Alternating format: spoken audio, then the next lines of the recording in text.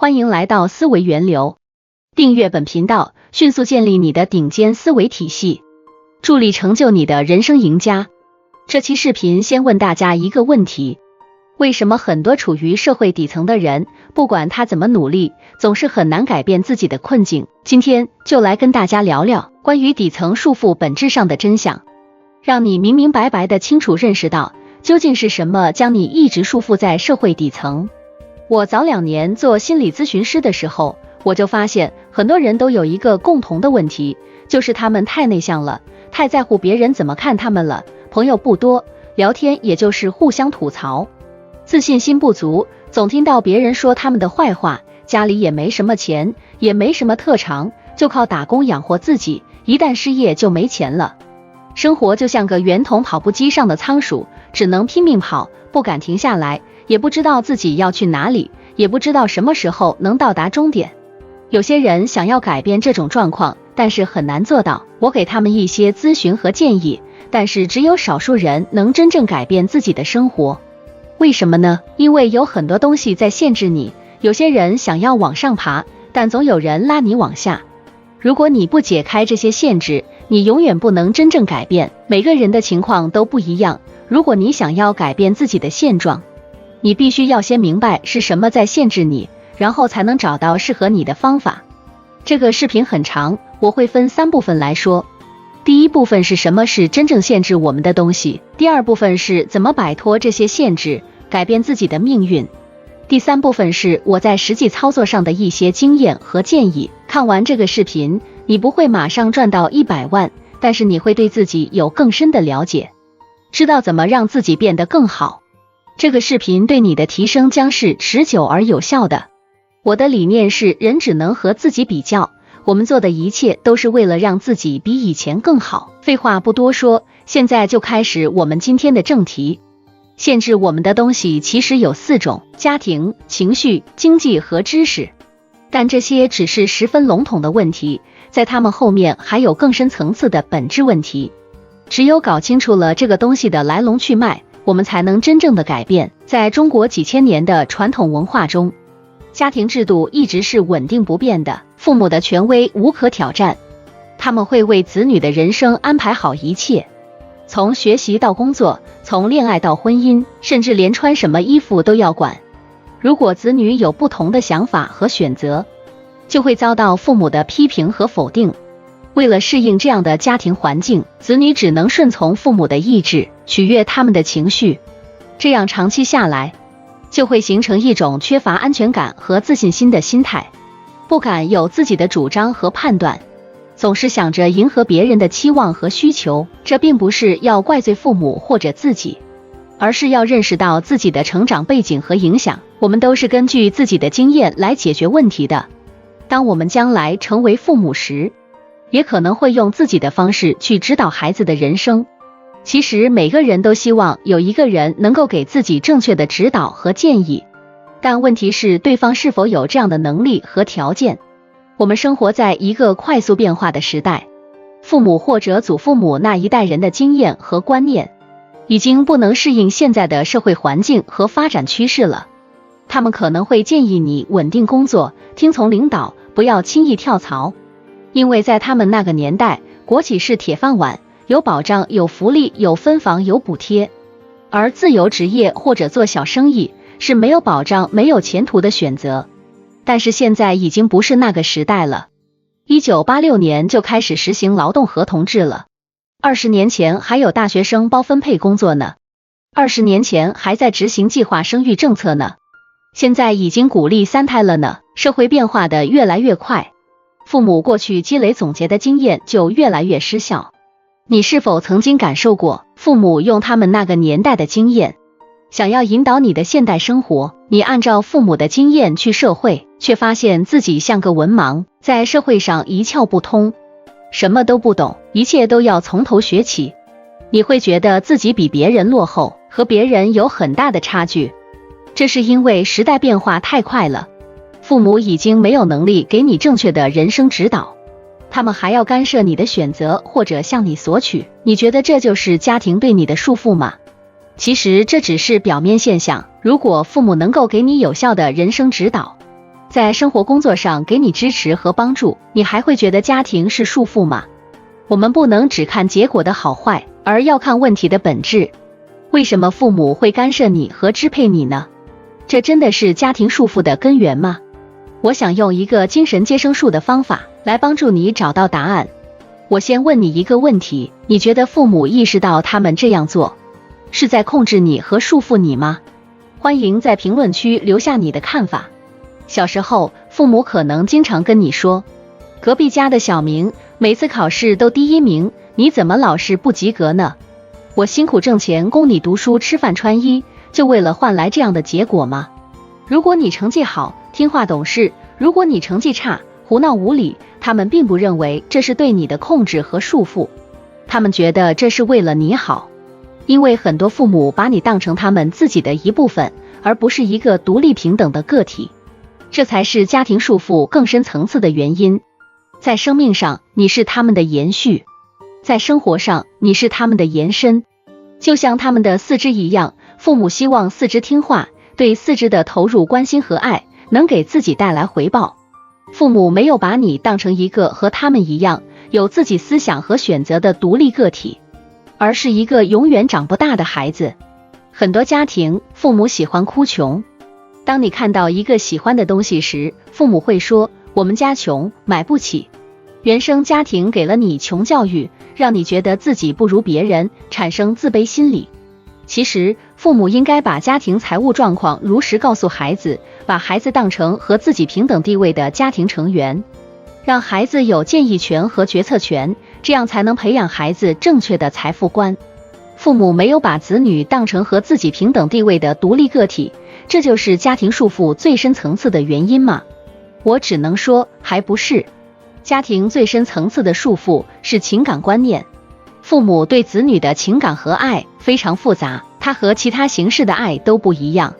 其他形式的爱都是向着融合发展，而父母和子女的爱却是向着独立和分离发展。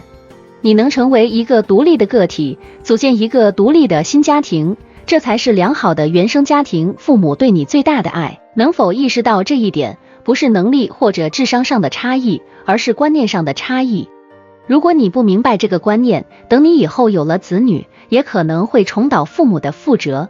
子女从来都不是父母的一部分，而是和父母独立平等地位的人。你有自己独立的人生，以后会有独立的新家庭。父母和子女的爱终将走向独立和分离，这是家庭对人的束缚。我们再来看第二个束缚，情绪束缚。在原生家庭的控制束缚下成长，很多人会失去自我思考和独立性，变得不自信、敏感、悲观、自我否定、埋怨，不会拒绝、内向，总是在意别人的看法，担心别人会怎么想。这些情绪会消耗你大量的精力，让你没有时间做重要的事情。但这不是情绪最大的束缚。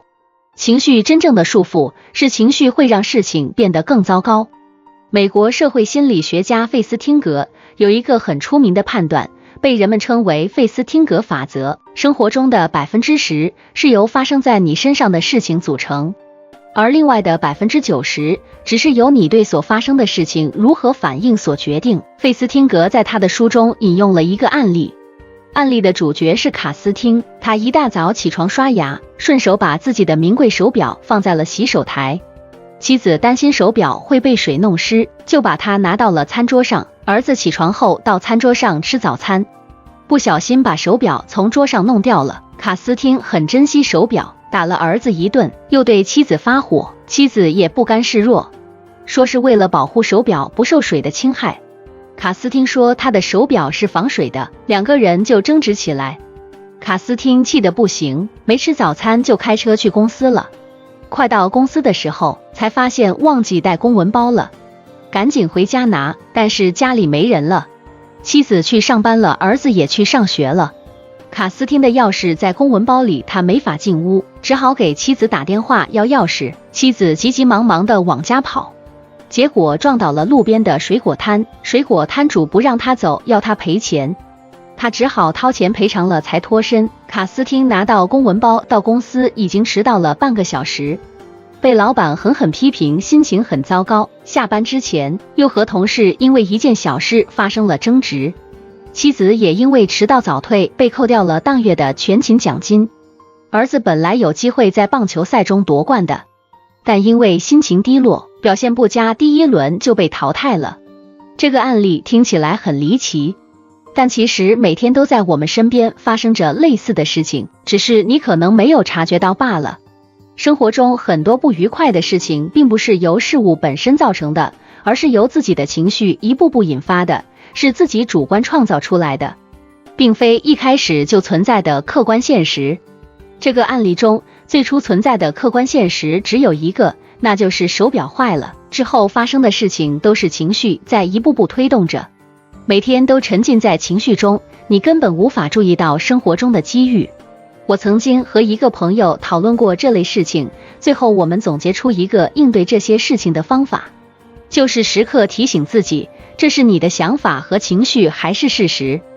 柏拉图在他的思想实验中描述了这样一个场景，有一群囚徒从小就被困在一个黑暗的洞穴里，他们的身体被锁链束缚，不能移动也不能转头，只能向前看着洞穴的一面墙。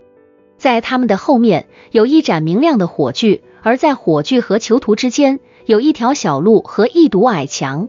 在矮墙后面有一些人拿着各种形状的物品，让这些物品在火光下投射出影子，这些影子就是囚徒所能看到的唯一东西，他们以为这些影子就是真实的事物。有一天，其中一个囚徒得到了解放，他转过头去，看到了火炬和真正的物品，他走出了洞穴，看到了阳光照耀下的美丽世界。他意识到，原来他以前所看到的只是虚幻的影子，而真正的事物是在外面的。他回到洞穴里，想要告诉其他囚徒真相，让他们也跟他一起出去。但是其他囚徒却不相信他的话，他们觉得他是疯了，他们不愿意放弃自己已经习惯了的世界，并且抓住了他，最后把他杀死了。柏拉图用这个寓言来比喻人类的认识问题。洞穴代表了人类的主观精神世界，而外面的阳光代表了客观现实世界。人类总是生活在两个世界之间，主观精神世界和客观现实世界。如果人类只相信自己主观精神世界里的东西，那么他们就会像洞穴里的囚徒一样，永远无法认识真理。我们可以从以下几个方面来分析我们所谈论的这些情绪和想法，它们中有哪些是客观真实世界的反应，有哪些是主观精神世界的产物。不自信、敏感、悲观、自我否定、抱怨、不会拒绝、长期内耗、总在意别人的眼光。不自信是客观真实世界的反应，是个人的特征表现；悲观是主观精神世界的产物；敏感是对客观世界所发生的事情的反应或者过度反应，是主观精神世界的产物；自我否定是主观精神世界的产物；抱怨是现实动作，是客观真实世界的反应；不会拒绝是客观真实世界的反应；长期内耗是主观精神世界的产物；在意别人的眼光是主观精神世界的产物。这些想法和情绪中，只有不自信、抱怨、不会拒绝是真实存在的，其他的都是你主观精神世界里的东西，是你的主观想法和情绪，它们只对你有影响，不对外界有影响。前两天呢，看到一个新闻，近日山东济南一名医生在为病人看病期间，吃包子的视频被传到了网上，结果引发了争议，而有患者出面进行了澄清，表示这位医生放弃午休为病人看病，吃包子是为了充饥。视频显示医生在办公桌前边吃东西，同时为病人诊断，桌前还有不少患者和家属。视频一经传播就引来了争议，有网友对医生的行为进行了表扬，但也有人表示上班时间吃饭哪里好了。单看这个视频，你并不能确定医生是看病的时间在吃饭，还是吃饭的时间都用来看病。你所产生的都只是你的主观想法和情绪，但如果你把想法和情绪直接当作事实，那你就会和这些人一样。很多人不在乎事实，只讲情绪，受情绪控制的人少了验证环节，直接把主观想法把情绪当作事实，就会促使你做出行动，让事情进一步恶化。这才是情绪真正的束缚。你觉得有人在看你，对你不满意，那可能只是你的想法，现实中别人可能没有注意到你。1953年，日本的一位学者首次提出了内观疗法的概念。这种疗法在心理咨询和治疗领域得到了广泛的认可和应用。内观疗法的核心是帮助人们用内观法或其他类似的方法，跳出自己的情绪反应，以更高层次的视角审视发生的事实。通过内观，人们可以区分事实和自己的想法、情绪，这是摆脱情绪困扰的关键一步。内观疗法可以促进人们主观精神世界的平衡，让他们活在当下，而不是活在幻想和情绪中。然而，内观疗法并不能完全解决人们在现实生活中遇到的问题。有些人可能因为长期受到情绪的影响，形成了一些不良的社交习惯，比如缺乏自信、爱抱怨、不敢拒绝等。这些习惯是现实存在的，不能仅靠内观来改变。要改变这些习惯，需要用现实的行动来建立正反馈机制。这是改善情绪状态的另一个重要步骤。心理学家萨利格曼进行了一项研究，将一些狗分为实验组和对照组。实验组的狗被关在有电击装置的笼子里，受到电击但不影响它们的健康。这些狗经过一番挣扎后无法逃出笼子，最终都选择了放弃，然后再将这些狗转移到另一个用隔板分开的笼子里。隔板的一侧有电器，而另一侧没有。隔板不高，但是经历过电击的狗并没有尝试跳过隔板到安全的一侧。相反，对照组的狗没有经历过第一个实验步骤，它们很容易就跳到了笼子的另一侧。萨利格曼又做了一个实验，先让狗狗们处在可以逃避电击的笼子里，再进行实验。实验发现，那些有过成功逃脱经历的狗更不易陷入绝望，而那些无论如何都无法逃脱电击的狗，大部分都出现了习惯性无助现象。它们虽然知道如何跳起来避开电击，但是它们失去了继续努力避开电击的动力，表现出无精打采、惊恐和痛苦的状态。即使将狗狗们放在一个很容易避开电击的环境里，它们也不会再尝试避开。后来也有其他学者用不同的动物做过类似的研究，都得到了相同的结论。人类作为高级动物，其实都有着相似的心理特征。那些经历过多次失败，或者在童年时期遭受过不幸的人，往往会觉得自己无法掌控局势，容易陷入消极和沮丧的情绪中。而那些拥有过成功经验，或者从小就养成了良好的习惯的人，则更加具备了应对各种困难和挫折的能力。很多人缺乏自信，并不是因为他们没有能力，而是因为他们太久没有体验过自信的感觉，会感到不安和不适。建立正面反馈机制可以帮助我们重拾自信。我们可以选择任何一个领域，无论是工作，还是某种技能，或者某一个具体的目标，尽自己最大的努力去实现它。在这个过程中建立自信，然后我们要适应自己的自信，比如点赞、订阅、评论、关注和分享。对于视频制作者来说，就是一种正反馈。点赞和关注越多，视频创作者就越有自信，也越有动力去做更好的视频。只要我们重新体验自信的感觉，我们就可以很快地调整自己的心态。先做好事情，获得自信，再利用自信做得更好。这就是正面反馈。当我们有了自信，我们就会减少抱怨。要想摆脱经济的困境，需要增强自我能力，树立自信心，不轻易放弃。经济问题是最现实的问题，也是最难解决的问题。它直接影响着我们的生活质量和幸福感，因此我们不能一味地幻想一夜暴富，也不能抱怨贫穷或者极度富裕。我们只能和自己比较，看看自己是否比过去有进步。要想解决经济问题，需要分阶段进行。第一阶段包括2个步骤。第一个步骤是学习经济的基本知识，了解社会经济的发展趋势，培养机会成本和投资的思维。这可能需要我们阅读一些书籍或者学习一些课程。第2个步骤是把自己目前的主要收入来源的工作做到极致，尽量在自己的领域内成为专家。如果已经达到了这个水平，就试着提高自己的工作效率。减少不必要的时间浪费，做好自己的主要收入来源的工作的前提是选择正确的工作。正确的工作不一定是最高薪的工作，而是最适合自己的工作。在选择工作时，我们要考虑自己的兴趣、能力、价值观等因素，同时也要关注行业的发展前景和职位的竞争力。很多人在选择工作时忽略了这些重要的因素，让我用一个恰当的例子来说明。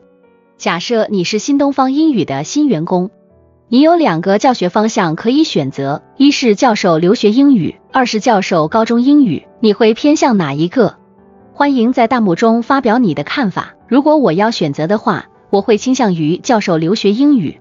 原因有3个。第一，留学英语的课程费用更高。第二，留学的学生大多是高知识分子，或者来自中产阶级家庭，他们的学习能力和思维水平都较高，更容易成为优质的学习对象。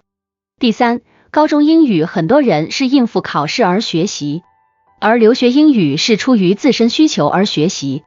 在同样的条件下，留学英语的通过率更高。你可能觉得教授留学英语比较难，你对自己没有足够的信心，想先从教授高中英语入手，等积累了一定的经验再转向留学英语。但是在现实社会中，这样的想法很难实现，至少在我们所处的环境中是这样的。你不需要担心自己是否有高端职位的经验，或者担心做不好被淘汰，那不是你需要考虑的问题，那是公司招聘人员的问题。你可以让老板明白什么叫做物超所值，也可以让老板明白什么叫做便宜无好货，甚至可以让老板明白什么叫做贵而不值。你是否值得这个价格，取决于你的业务水平和能力。作为老板，需要考虑的问题更多，不同的立场、利益也不同，职责也会有所区别。只有担任这个职位，才能培养出相应的能力。在选择上班族的工作时，在其他条件相同的情况下，应该优先选择一个行业的最高端的岗位。想要赚钱，就要靠近有钱人能够赚钱的资源，完成第1阶段的目标后，进入第2阶段。第2阶段要分析自己的收入来源，以及如何最大化现有资源的效益。海明威在《老人与海》这本书中说过，现在不是考虑你缺少什么的时候，而是考虑你用你拥有的东西可以做什么。第2阶段是要让自己从消费者转变为独立的价值生产者，考虑5个问题。第1个问题，思考自己有什么资源可以出售，普通人拥有的资源，比如时间、技能、体力、人脉、关系等等。第2个问题，思考怎么能获取更多的可出售资源。第3个问题，思考怎么把目前不可出售的资源变成可出售的资源。第4个问题，思考怎么把已有的资源用更多种的方式出售。第5个问题，思考怎么把已有的资源以更高的价格出售。把这些问题的答案认真记录下来，每隔一段时间去整理、修改、删除。这些问题是为副业做准备的，你必须要有多种收入的渠道。第3阶段，以自己在领域中的能力和资源，和老板进行价值交换，不再是单纯的打工。上层社会是一个圈子，人脉的本质是价值交换，不是单纯的认识和吃饭就叫人脉。你具备上层社会需要的价值，那你就有了议价的资本和地位，才可以创造出剩余价值。第4个阶段是利用资本和资源，摆脱打工，通过资本和资源的信息差获取收益。创业不是盲目的冒险，没有清晰的想法和目标，只是为了创业而创业，很容易走向失败。创业应该是一个顺势而为、自然而然的事情。如果你在第2阶段副业的过程中，发现了很好的资源变现模式，才可以考虑创业。现在的社会很浮躁，各种各样的媒体文章、视频都在宣扬短时间内赚取巨额利润，让很多人觉得钱很容易赚，好像只要敢于尝试就能赚钱，即使没赚钱，他们也会告诉你一定要勇敢一次。本来就没有什么资源，最多一无所有，重新开始。所有人都想快速致富，但是没有人告诉你，资产不仅可以归零，还可以为负，负到你一生都要还债。这4个阶段里没有提到投资，你觉得投资应该在哪个阶段？投资应该在每个阶段都有。第一阶段中主要是投资自己，之后的每一个阶段才是金融方面的投资。最后我们来看看知识的束缚要如何解除。知识的束缚是什么？它的本质其实是思维模式的限制，而思维模式的形成是一个漫长的过程，需要有意识的训练。我们平时接触的短视频资讯只能提供零碎的信息，不能构建知识体系。要想摆脱知识的束缚，我们需要做好以下3个方面。工作上的专业技能知识，这是我们生存的基础，可以提高工作效率，增加收入。常识和信息的丰富，涉及经济、社会、历史、文化、人性等方面，可以通过观看纪录片或阅读书籍来获取。独立思维体系的建立，这是最关键的一点，需要掌握2个思维工具：第一性原理和结构化思维。第一性原理是古希腊哲学家亚里士多德提出的一个概念，指的是每个系统中最基本、最不可违背的命题。第一性思维就是剥去事物的外表，找到其本质，然后从本质出发，逐步推导出结论。这是一个逆向思维的过程，需要不断地追问为什么，直到找到根源。比如视频的前半部分分析了家庭束缚的问题，运用了第一性原理的思维方法。家庭束缚的问题源于父母缺乏创造人生的能力，却要过度干预子女。在网上有一种说法是时代变化太快，父母长辈的经验不适用于现在。进一步分析是，父母没有把子女视为和自己平等独立的人。更深层次的原因是，父母认为孩子是自己的延续。最根本的原因是，父母没有意识到家庭中父母和子女的爱是有分离的过程的。通过一层层剖析现象的本质，能够让你更好地理解问题和解决问题，也能帮助你判断对错。第2个要介绍的是结构化思维。结构化思维是当我们面对问题时，通过某种结构，把它分解成一个个你能解决的部分。这是从无序到有序的思考过程。我们平时的思维是零散的，结构化思维更像是一个金字塔。结构化思维的思路是，把顶端对需要解决的终极问题分解成若干个解决问题的不同方面，再将这些方面进行2次分解，形成若干个组成这些方面的原因。结构化思维的好处是帮助自己更全面地看待事物，不会只盯着其中一个点。一切存在的事物都是由既相互独立又相互统一的一对矛盾组合而成的，它们彼此之间可以相互转化。